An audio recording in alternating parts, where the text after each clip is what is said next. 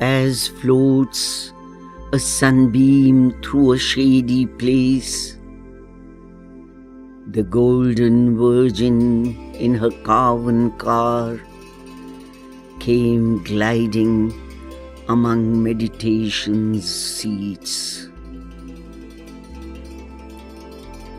Often in twilight, mid returning troops of cattle thickening with their dust the shades, when the loud day had slipped below the verge, arriving in a peaceful hermit grove, she rested, drawing round her like a cloak its spirit of patient muse and potent prayer.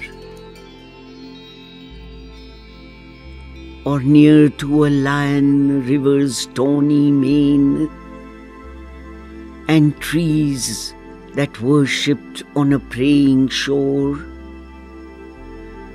a domed and templed air's serene repose beckoned to her hurrying wheels to stay their speed. In the solemnity of a space that seemed a mind remembering ancient silences, where to the heart great bygone voices called, and the large liberty of brooding seers had left the long impress of their souls seen, awake in candid dawn or darkness mooned, to the still touch inclined the daughter of flame drank in hushed splendor between tranquil lids, and felt the kinship of eternal calm. But morn broke in, reminding her of her quest, and from low, rustic couch or mat she rose and went, impelled on her unfinished way, and followed the fateful orbit of her life like a desire that questions silent gods, then passes star-like to some bright beyond.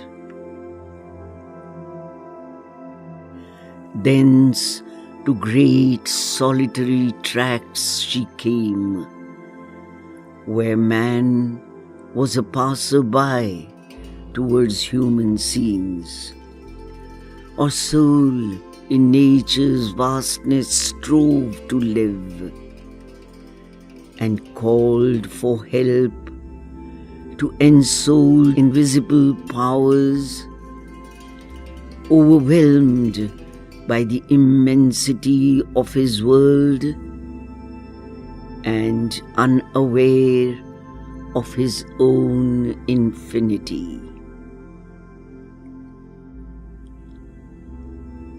The earth multiplied to her a changing brow,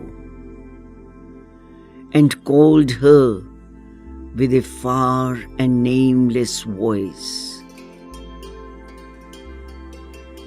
The mountains in their anchorite solitude, the forests with their multitudinous chant, disclosed to her the masked divinity's doors. On dreaming plains, an indolent expanse, the deathbed of a pale, enchanted eve, under the glamour of a sunken sky, impassive she lay as at an age's end, or crossed an eager pack of huddled hills, lifting their heads to hunt a lair-like sky, or travelled in a strange and empty land where desolate summits camped in a weird heaven,